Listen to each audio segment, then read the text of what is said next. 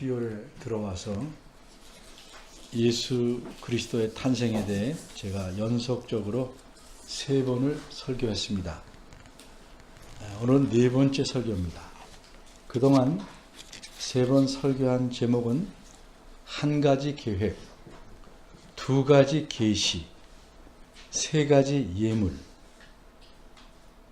이렇게 숫자를 연속해서 설교했습니다.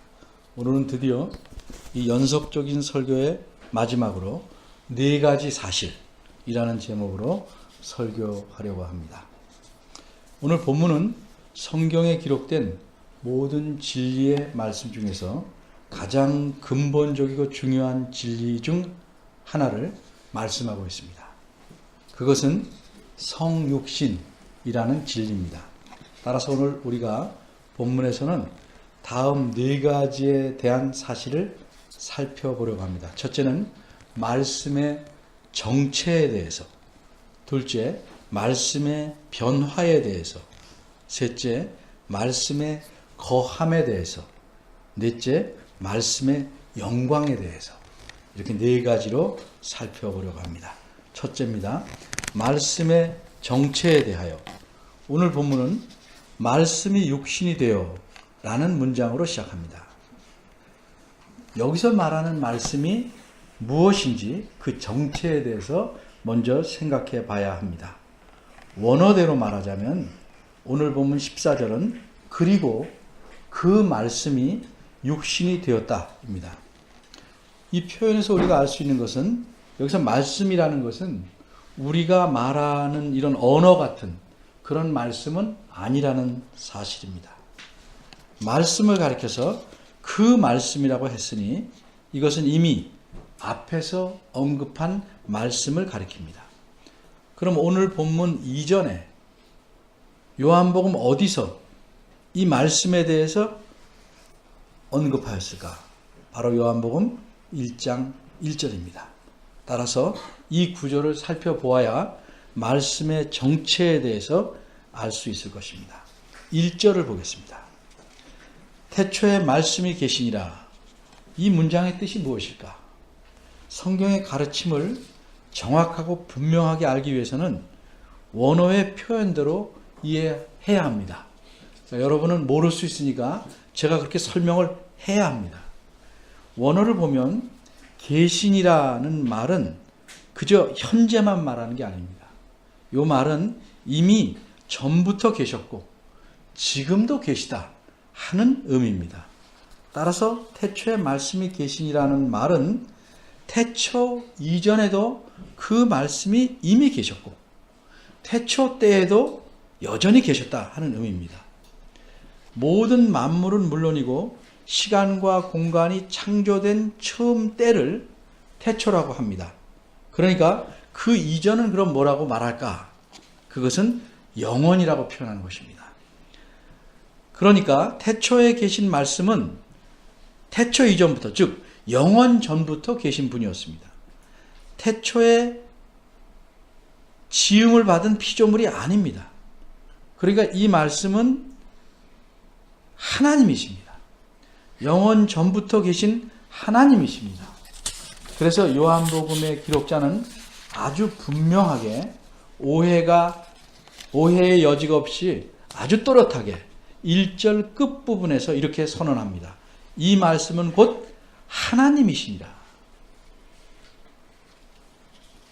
그리고 요한복음 1장 특별히 9절에서 11절을 보면 그런데 이 말씀이 이 세상에 참 빛으로 오셨습니다. 근데 자기 백성이 영접지 않았다고 말씀합니다. 따라서 태초에 이미 계신 말씀이란 누굴 가리키는가? 이 세상에 오신 예수님을 가리킵니다. 이처럼 요한복음에서는 처음부터 예수님은 본질상 하나님이시다 하는 사실을 분명하게 밝히면서 시작하고 있습니다. 이제 한 가지 더 생각해 볼 점은 예수님이 본질상 하나님이시라면 유대인들이 생각하고 말하는 하나님과는 어떻게 다른가? 다시 말해서 유대인들이 생각하는 하나님과는 어떤 관계인가 하는 점입니다. 1절 중간을 보면 이 말씀이 하나님과 함께 계셨으니 이렇게 표현합니다. 여기서 말하는 하나님은 유대인들이 생각하는 그 하나님입니다. 우리식으로 표현하면 성부 하나님입니다. 비슷한 표현이 2절에도 있습니다. 그가 태초에 하나님과 함께 계셨고, 여기서 그는 말씀을 가리킵니다. 말씀이 예수님인 줄 기록자는 알기 때문에 그것이라고 표현하지 않았고 그분, 그라고 표현하고 있는 것입니다. 원어대로 정확히 표현하자면 이분이라고 말한 겁니다. 이분. 그리고 2절에서 여기서 하나님, 태초에 하나님과 함께 계셨다 해서 이 하나님도 역시 성부 하나님을 가리킵니다. 근데 우리말 성경에서는 좀 아쉽게 구별이 없이 모두 하나님이라고 표현했기 때문에 우리가 좀 헷갈리게 되는 것입니다. 원어대로 읽으면 구분이 분명해집니다. 먼저 그런 구분을 알면 드는 느낌을 생각하기 위해서 예를 하나 들어봅니다. 안개 속을 자세히 들여다보니 무엇인가 그 사람과 함께 있었다. 그 무엇은 사람이었다. 이 사람이 그 사람과 함께 있었던 것이다. 이 말을 들으면 그 사람과 그 무엇인 사람이 다른 존재인 줄 알고 그 무엇이 사람인 줄을 충분히 구분할 수 있습니다. 이제 성경 본문을 원문대로 직역해 봅니다.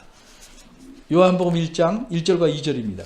태초에 그 말씀이 계셨다. 그리고 그 말씀은 그 하나님과 함께 계셨다. 그리고 그 말씀은 하나님이셨다. 이분은 태초에 그 하나님과 함께 계셨다. 이게 원문입니다. 따라서 1절과 2절에서 알 수 있는 사실은 무엇입니까? 두 가지입니다. 예수님은 태초 이전부터, 즉 영원 전부터 계신 본질상 하나님이시라는 사실입니다. 또 한 가지는 무엇입니까? 유대인들이 말하는 그 하나님, 즉 성부 하나님과는 구별된 하나님이시라는 사실입니다. 그러기에 예수님은 유대인들이 말하는 하나님을 아버지라고 부르셨고 자신을 가리키는 하나님의 아들이라고 표현하신 것입니다. 이것은 자신도 하나님이시지만 본질상 아버지 하나님과는 구별된 하나님이시다 하는 사실을 알려주시는 겁니다. 여기에 우리가 성령님까지 포함해서 말한다면 이분도 역시 본질상 하나님이시고 동시에 아버지 하나님, 아들 하나님과는 구별된 하나님이십니다. 그래서 우리는 성부, 성자, 성령 하나님을 삼위일체다라고 표현하는 것입니다. 1절에서 한 가지 질문이 더 생길만 합니다. 그럼 아예 태초에 예수님이 계시니라 이렇게 분명히 말하지 왜 태초에 그 말씀이 계시니라고 표현했는가? 예수님을 말씀이라고 표현한 것에 대해서 학자들의 주장과 설명은 제가 좀 과장해서 말하면 수십 가지가 됩니다. 그런데 학자들 간에 널리 지지를 받고 있는 설명은 이렇습니다. 예수님을 직접 예수님이라고 하지 않고 예수님이 이 땅에 오셔서 붙여진 것이 예수님이니까 그 전에 계셨던 아들 하나님을 그 말씀이라고 표현한 것은 구약 성경에서 드러난 하나님의 특성을 한마디로 잘 표현해주는 용어라는 것입니다. 예를 들면 구약 성경에서는 하나님께서는 세상을 말씀으로 창조하셨고 말씀으로 자신을 계시하셨고 말씀으로 또 아픈 자를 고치시고 말씀으로 죽은 자를 살리셨기 때문에 하나님의 그 무한하신 능력과 하나님의 놀라운 계시를 한마디로 나타낼 수 있는 것이 무엇인가? 그게 말씀이라는 표현이 가장 알맞다는 것입니다. 그래서 태초에 예수님이 계셨다 이렇게 말하지 않고 그 말씀이 계시니라라고 표현했다. 예를 들면 일상생활에서 무엇이든 척척 잘 고치고 잘 만들고 하는 사람은 우리가 뭐라고 그럽니까? 맥가이버 이렇게 말하는 것과 거의 비슷한 것입니다. 둘째입니다. 말씀의 변화에 대해서. 오늘 본문을 원문대로 보면 첫 문장은 그 말씀이 육신이 되었다 이렇게 되어 있습니다. 그래서 되었다는 말은 전에는 아니었는데 다른 것으로 이제 바뀌었다는 겁니다. 그 말씀이 육신이 되었다는 말씀은 전에는 육신이 아니었는데 이제 육신으로 변화했다는 겁니다. 하나님이신 그 말씀이 육신이 되었다는 말입니다. 육신이 되었다 하는 이 표현을 그대로 한문으로 표현한 것이 이룰성자, 성육신입니다. 그런데 성육신을 안다. 그러면 이 뜻이 육신이 되었다는 뜻이다.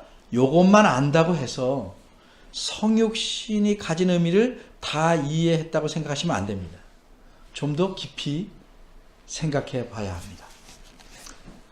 우리 요한복음 1장 1, 2절에서 가르쳐 준 바대로 말씀이란 본질상 하나님이시지만 우리가 일반적으로 말하는 하나님, 즉 성부 하나님과 함께 계신 하나님이셨습니다.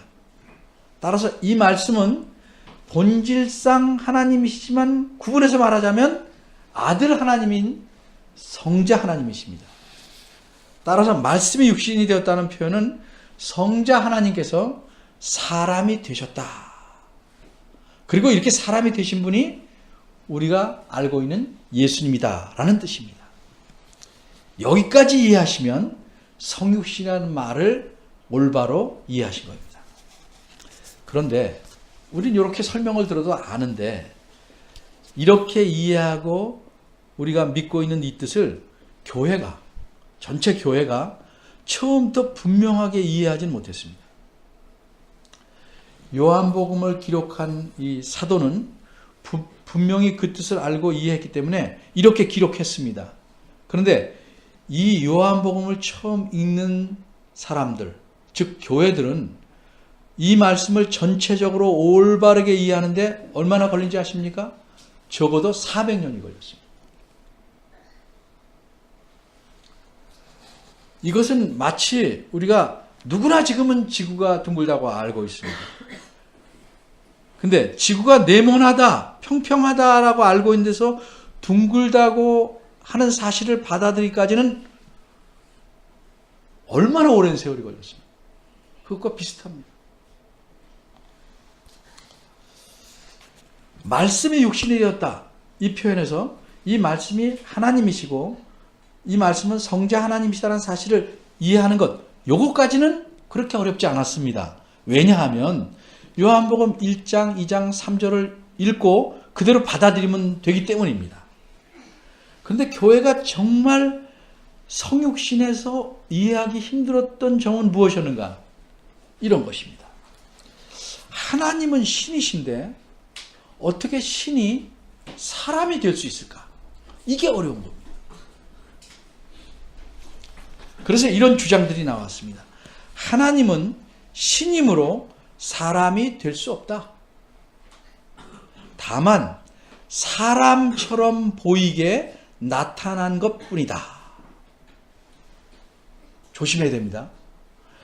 이런 주장을 좀 어려운 말로, 신학적인 말로 가현설이라고 합니다. 가현설. 가짜로 보여진 거다. 사람처럼 보였다고요? 진짜 사람이 아니고 가현설. 근데 이런 주장에 솔깃해서 이 주장을 받아들이는 사람들이 굉장히 많았습니다. 이 가현설은 약 2세기와 3세기, 200년 정도 유행했습니다. 이런 황당한 주장은 성경의 가르침과 전혀 다르기 때문에 그 이후에 이건 이단이다 이렇게 판명이 되었습니다. 14절 말씀 오늘 본문을 보면 분명히 뭐라고 말씀하냐면 말씀이 육신이 되었다 이렇게 말씀하지 육신을 가진 것처럼 보였다라고 하지 않기 때문입니다.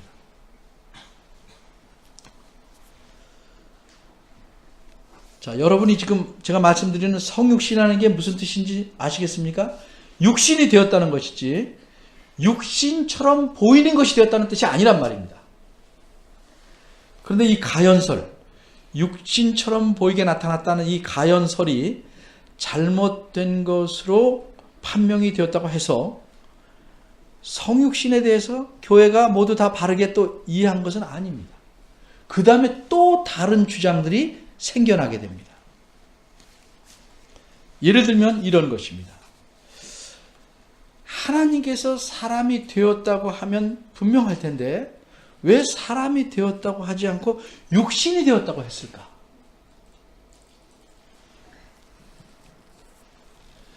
그래서 이것에 대해서 좀 특이한 주장이 나왔습니다. 이런 주장입니다. 사람이 되었다고 말하지 않고 육신이 되었다고 한 것은 육신만, 몸만 있게 했다는 뜻이다.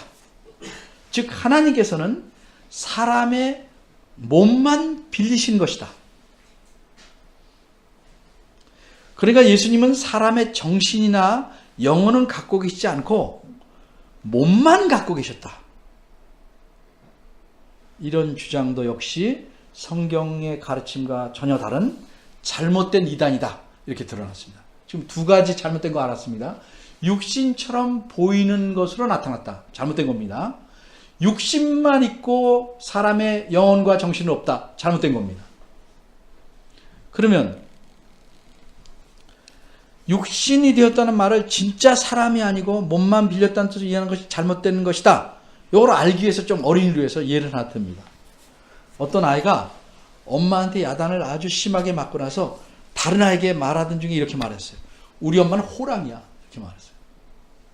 그게 무슨 뜻입니까? 이 아이의 엄마가 진짜 호랑이고 이 아이는 사람 아빠와 동물 호랑이 사이에서 태어난 호돌이라는 뜻입니까? 그런 뜻 아닌 줄은 다 압니다. 그런데 왜 이 아이가 그렇게 말했을까요? 엄마가 매우 무섭다는 뜻으로 그렇게 말한 겁니다. 이렇듯 어떤 특성을 나타내기 위해서 우리는 동물을 많이 사용합니다. 예를 들면 그 사람은 거북이야. 느리다 이거죠. 그 사람은 여우야. 그 사람은 늑대야. 그 친구는 곰이야. 이런 말을 쓸 때 아이들은 대부분 다 알아듣습니다. 이것처럼 성자 하나님께서 사람이 되었다고 말씀하지 않고 왜 육신이 되었다고 했을까? 그 뜻이 무엇일까? 그것은 금방 호랑이 이런 것처럼 사람이 갖는 특징에 초점을 맞춰서 표현한 것입니다. 신은 강하고 영광스럽지만 사람이란 신에 비하면 말할 수 없이 약하고 보잘것이 없습니다. 그래서 그걸 육신이다 라고 표현합니다. 이렇듯 성자 하나님께서 하나님의 영광을 버리시고 모든 고난과 아픔과 슬픔에 고스란히 노출될 수밖에 없는 약하고 천한 사람이 되셨다는 뜻으로 육신이 되었다 이렇게 말한 겁니다. 이처럼 예수님은 육체만 사람이었다는 주장은 잘못된 것입니다. 예수님은 참 사람이시다. 이런 사실이 이제 교회 안에 똑바로 정리가 됐습니다. 그러니까 또 다른 문제가 또 나타납니다.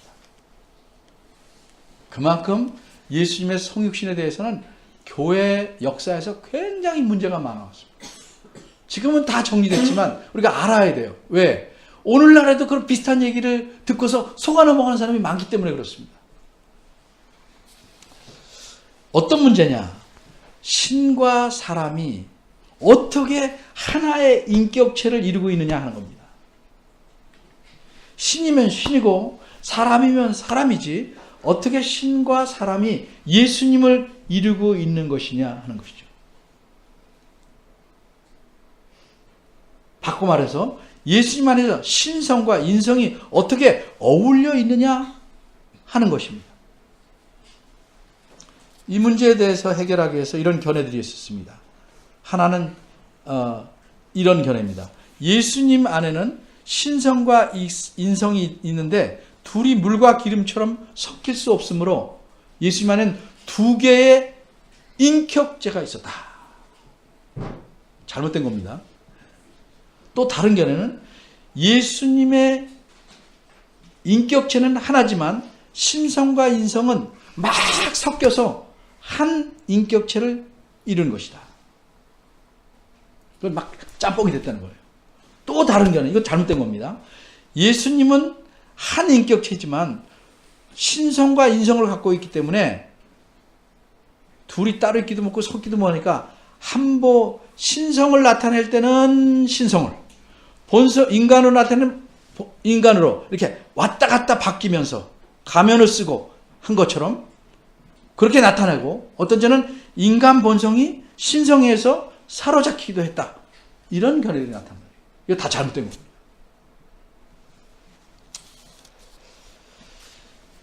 이런 이상하고 옳지 않은 주장들이 나타납니다. 근데 이런 것들이 크게 영향을 미쳐서 교회를 혼란스럽게 하면, 교회 역사를 보면 교회들 전체 모임이 열립니다.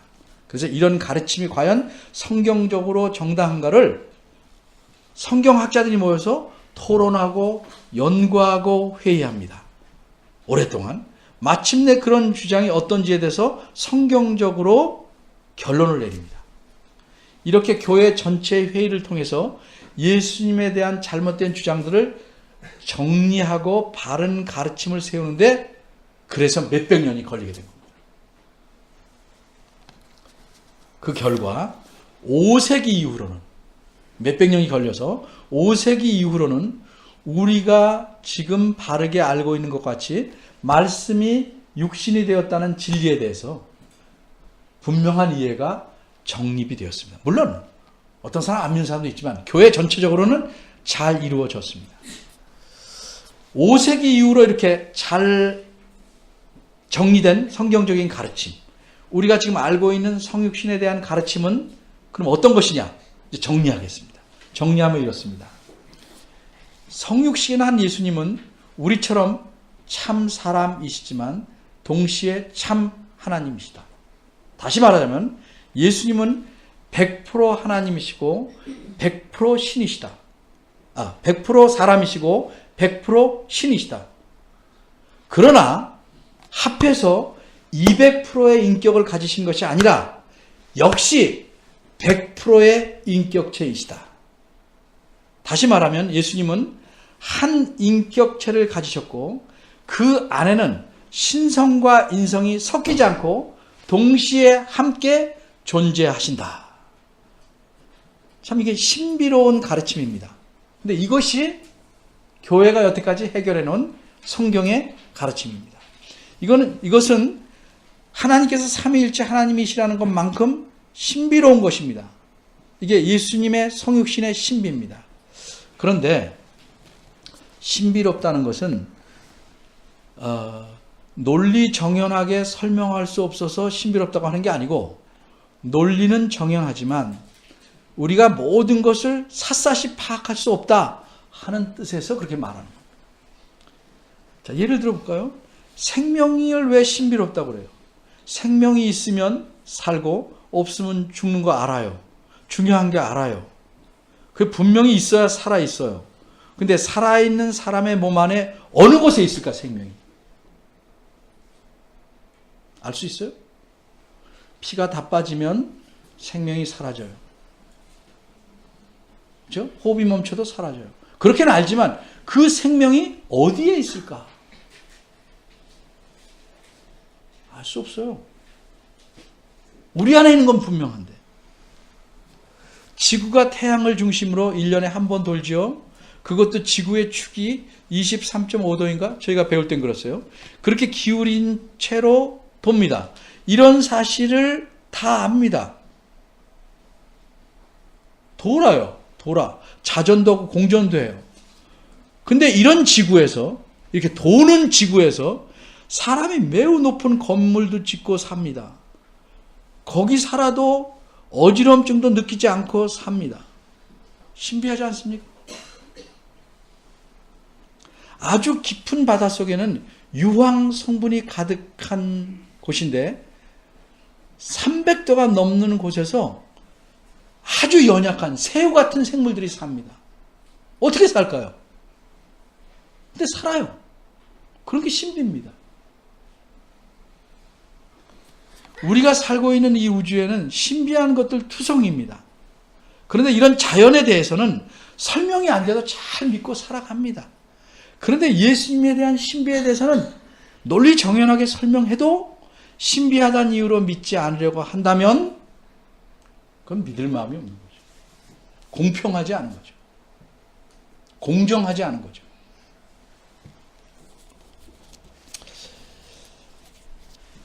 왜 오늘은 목사님이 저렇게 자세하게 설명을 하고 설교를 하실까? 이렇게 생각하시는 분을 위해서 잠시 말씀드리겠습니다. 오늘은 성탄절입니다. 주일이 아닌 성탄절이에요. 그래서 좀 특별하게 설교하고 싶어요. 매주일 하는 일반 설교와는 달리 좀 자세하게 깊이 성경 본문을 설명하려는 것입니다. 이게 이제 제가 갖고 싶은 마음이고, 또 하나는 거짓 주장들이 시도 때도 없이 나와서 우리 믿음을 흔듭니다. 그럴 때를 대비해서 기독교의 근본적이고 중요한 진리에 대해서 분명하고 확실하게 이런 기회에 알고 있어야 되기 때문입니다. 사탄의 공격은 매우 집요합니다. 성육신에 대해서 한쪽을 계속 물고 늘어집니다. 그래서 사람들로 하여금 신성과 인성 중에서 어느 한쪽으로 자꾸 치중하여 매달리게 합니다. 결국은 성경 말씀이 가르치는 대로 바르게 예수님 믿지 못하게 만듭니다. 왜 그런 줄 아십니까? 바르게 믿지 못하면 믿음이 자라날 수 없고, 또 그런 튼튼한 믿음을 갖지 않은 사람들은 사탄이 쉽게 휘두르고 마음대로 조종할 수 있기 때문입니다. 팔랑귀라고 들어보셨죠? 귀가 얇은 사람은 사람들 말에 계속 휘둘리죠. 믿음도 그렇습니다.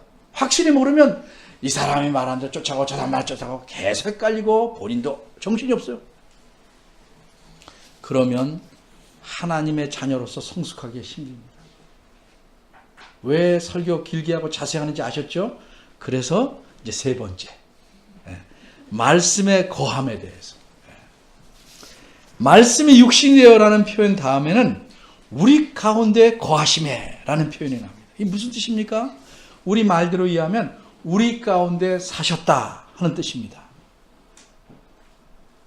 그런데 성자 하나님께서 사람이 되셨다는 표현을 육신이 되었다라고 표현한 것처럼 이 요한복음을 기록한 분은 우리 가운데 거하셨다는 말을 우리 번역과는 달리 원문에서는 좀 독특하게 표현했어요.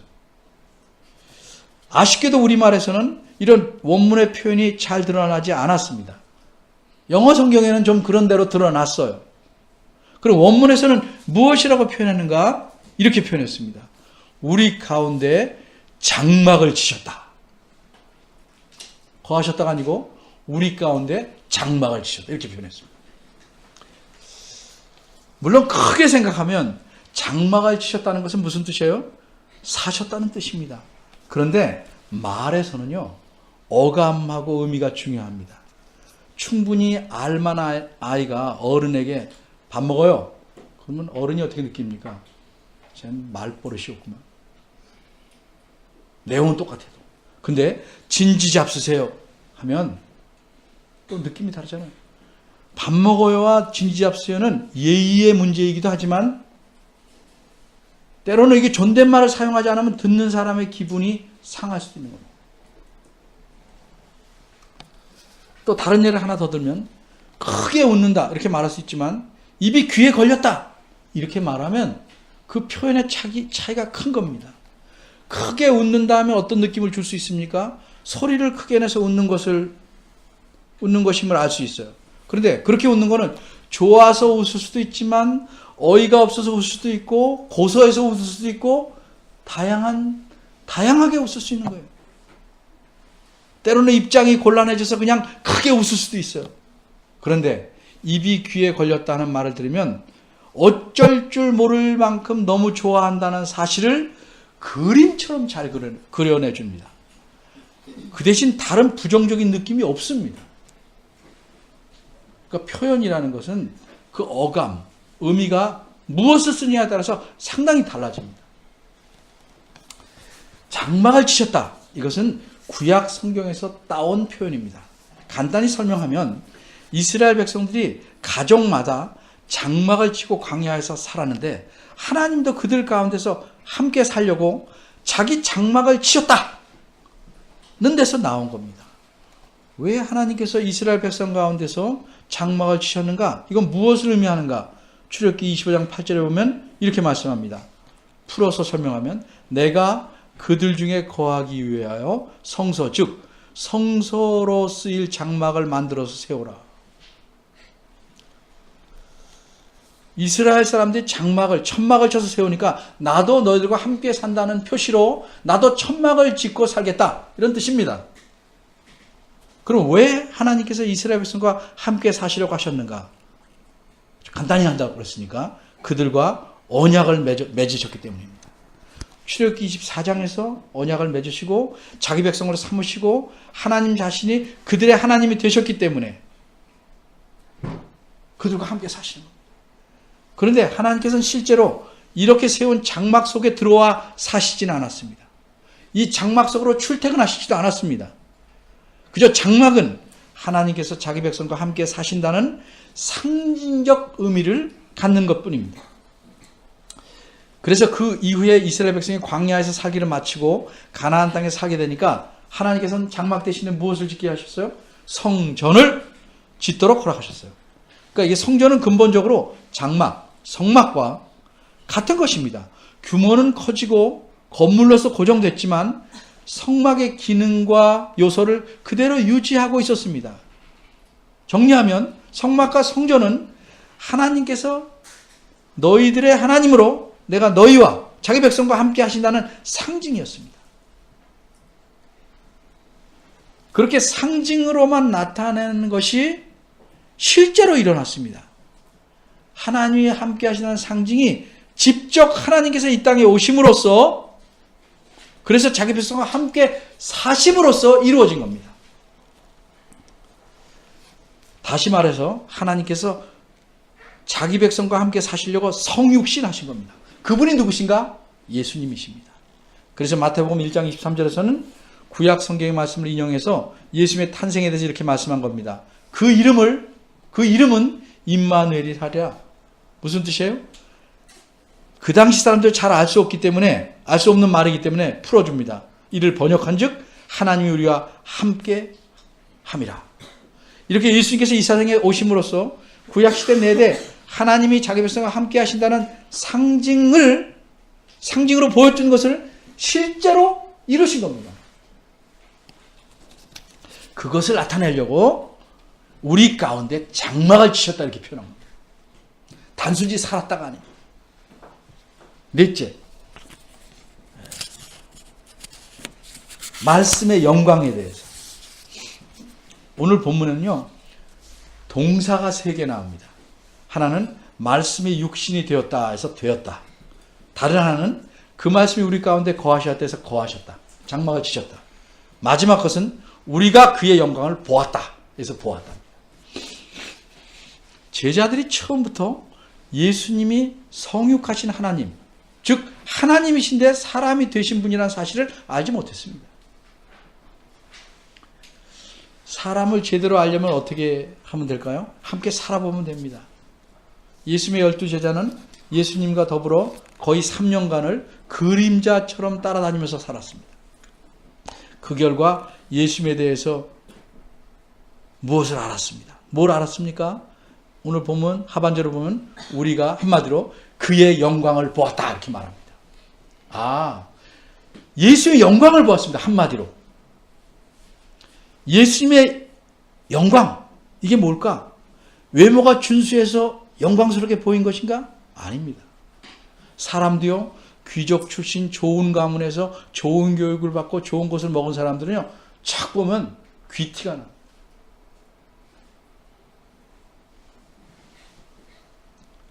어떤 영광스러움이 보입니다. 그러면 제자들은 예수님에게서 그런 인간적인 영광을 본 것일까요? 아닙니다. 여기서 말한 영광이라는 말은 구약 성경에 있는 말을 번역한 말입니다. 그 영광이라는 것은 무슨 뜻인가? 하나님께서 자신을 사람들의 눈에 보이도록 능력 있게 드러내신 거예요. 하나님께서 자신의 능력을, 내가 하나님이다 하는 그 하나님의 능력을 눈에 보이도록 드러낸 것을 영광이라고 말합니다. 그러면 제자들은 어디서 이런 예수님이 지니신 하나님으로서의 영광을 볼 수 있었는지 한 예를 들어봅니다. 예수님께서는 가나라는 곳에서 열린 그 혼인잔치에 제자들을 데리고 가셨습니다. 근데 우리가 잘 아는 대로 포도주가 다 떨어졌어요. 그래서 예수님께서는 돌 항아리 6에 물을 가득 채우게 하시고 그 물을 떠다 갖다 연회장에 주라고 했는데 그 물이 포도주로 바뀌었습니다. 더 맛있는 포도주로. 이 놀라운 일을 보고 요한복음 기록자는 이렇게 말합니다. 예수님께서 이 처음 표적을 갈릴리 가나에서 행하여 그의 영광을, 그가 하나님이신 영광을 나타내심에 제자들이 그를 믿으리라. 이런 사건을 부지기수로 봤어요. 한마디로 제자들은 예수님과 함께 살면서 예수님을 어떻게 해요? 그의 영광을 받아요. 그가 하나님이신 영광을 받아요. 그런데 뒷말에 또 붙어있는 걸 봐야 돼요. 예수님께서 드러내신 영광은 마치 달이 해의 빛을 받아 비추듯이 하나님, 성부 하나님의 영광을 반사시킨 그런 2차적인 영광이 아니었습니다. 왜냐하면 그 뒷말이 아버지의 독생자의 영광이라고 말하고 있기 때문입니다. 이게 무슨 말입니까? 여기서 아버지는 성부 하나님이에요. 유대인들이 믿는 하나님이에요. 독생자는 무슨 뜻이에요? 독생자는 정확히 말하면 하나뿐인 유일한 아들이라는 뜻입니다. 이거는 하나님과의 관계를 나타낼 때 쓰는 독특한 말입니다. 우리들도 하나님의 아들과 딸입니다. 그런데 우리에게 이런 말 쓰지 않습니다.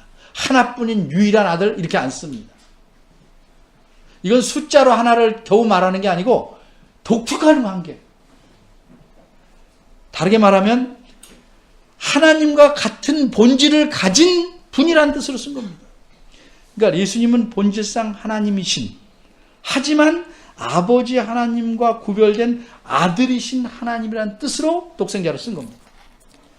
따라서 예수 그리스도에서 보이신 영광은 본질상 그 영광은 하나님의 영광이지만 성부 하나님에게서 반사된 영광이 아니고 예수님 자신이 스스로 갖고 계신 영광입니다. 이런 영광은 사람이 지닐 수 없는 겁니다. 예수님이 분명히 참 사람이시지만 동시에 그 본질이 하나님이시기 때문에 지닐 수 있는 영광입니다. 이 사실을 좀 더 드러내기 위해서 기록자는 그 뒤에다가 은혜와 진리가 충만하더라라는 표현을 붙입니다. 이 표현은 사람에게는 붙일 수 없어요. 은혜와 진리가 충만하다? 하나님 외에는 있을 수 없어요. 이건 하나님에게만 붙일 수 있는 표현입니다. 따라서 기록자는 예수 그리스도께서 지니신 영광이라는 것이 인간이 지닐 수 있는 가장 큰 고귀함이나 영광스러움이 아니고 오직 하나님만이 지닐 수 있는 하나님이시기에 지니신 영광이라는 사실을 강조하는 겁니다. 정말 기록자는 예수님이 하나님이라고 믿었을까? 15절 다음 구절을 보면 예수님을 증거하는데 요한의 증거를 따옵니다. 여기서 말한 요한은 예수님의 친척인 세례 요한입니다. 세례 요한은 예수님보다 약 6개월을 먼저 태어났습니다. 그런데 예수님에 대해서 세례 요한은 이렇게 증거합니다. 나보다 앞선 것은 나보다 먼저 계십니다. 나보다 먼저 존재하시기 때문이다. 이렇게 말했어요. 어째서 예수님이 요한보다 앞섰습니까? 먼저 존재했기 때문이라는 거예요. 그러니까 인간적인 출생 순서가 아니라 예수님이 이 세상에 오기 전에도 이미 존재하고 계셨다는 사실을 알려주는 겁니다. 그러니까 예수님은 이름은 태어나서 붙였지만 예수님은 사람으로 태어나서부터 존재하게 된 분이 아니고 이미 그 이전에 존재하셨으므로 하나님이라는 뜻입니다.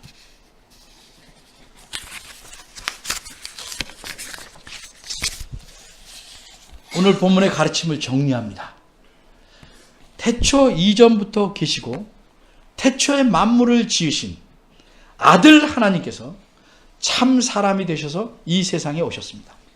이분이 곧 예수 그리스도이십니다.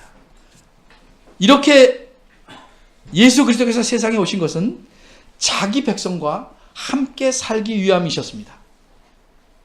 왜 함께 사는가? 이것이 세상 사람들을, 자기 백성들을 구원하시는 목적이기 때문입니다. 그러기에 한마디로 예수님은 참 사람이시지만 동시에 참 하나님이십니다. 그런데 이렇게 자기 백성과 영원히 함께 하시기 위해서는 구약시대 성전에서 행하던 모든 제사의 의미를 다 성취하셔야 했습니다. 제사의 의미가 뭡니까? 죄를 용서함 받고 하나님과 관계를 올바로 갖는 것입니다. 그래서 예수님은 자기 생명을 바쳐서, 자기를 죽여서 성전에서 드렸던 제물처럼 자신의 생명을 바친 겁니다. 이로써 예수님은 하나님과 원수됐던 모든 인간을 하나님과 화목하게 만드셨고, 예수 믿는 자마다 하나님의 자녀가 되는 은혜를 주신 것입니다. 따라서 이제 예수 그리스도 안에서는 이방인도 유대인도 따로 없습니다. 모두 동등하게 한 백성입니다. 이제 예수 그리스도 안에서는 하나님의 자녀가 남자나 여자나 인종이나 성별이나 차별 없이 본질상 똑같습니다. 다만 각자에게 맡기신 일의 역할이 다를 뿐입니다. 따라서 목회자는 성직자고 교우들은 평신도라고 부르는 것은 그리스도께서 하나 되게 하신 것을 사람이 나누는 아주 못되고 악한 짓입니다. 어째서 목사는 성직자라고 부른지 아십니까? 귀족 신자라 이 말이에요. 귀족 신자라. 평신도는 뭐예요? 교우들은 평민 신자라는 거예요. 그런 법은 성경에 없습니다. 사람이, 특별히 어떤 나쁜 목회자들이 만들어 놓은 악한 구분입니다. 예수님 믿는 우리 성도들이, 그리고 성전입니다. 예수님께 연합해서 우리가 성전입니다. 따라서 건물인 예배당을 성전이라고 하면 안 됩니다. 이것이 안 되듯이 성도들을 성직자와 평신도로 나누는 것은 잘못된 것입니다. 이것은 그리스도께서 성육신하신 의미를 부정하거나 왜곡시키는 일이기 때문입니다. 이제 오늘 말씀을 통해서 우리가 이 성육신하신 예수님의 그 탄생의 의미를 다시 한번 깊이 깨닫기 바랍니다. 그래서 앞으로는 이 주님의 은혜에 더 깊이 감사하는 삶을 살고 믿음이 성숙해서 우리 모두가 거룩한 삶을 살아야 하는 직분을 가진 사람, 그런 의미에서 성직자입니다. 우리는 다 거룩한 직분을 가졌어요. 그런 직분을 가진 청지기로서 그리스도에게 더 헌신하는 제자들이 되시기를 바랍니다. 기도하겠습니다. 하나님 아버지, 오늘 성탄절을 맞이해서 예수님께서 이 땅에 오신 의미를 좀 자세히 살펴보았습니다. 그 크신 은혜가 얼마나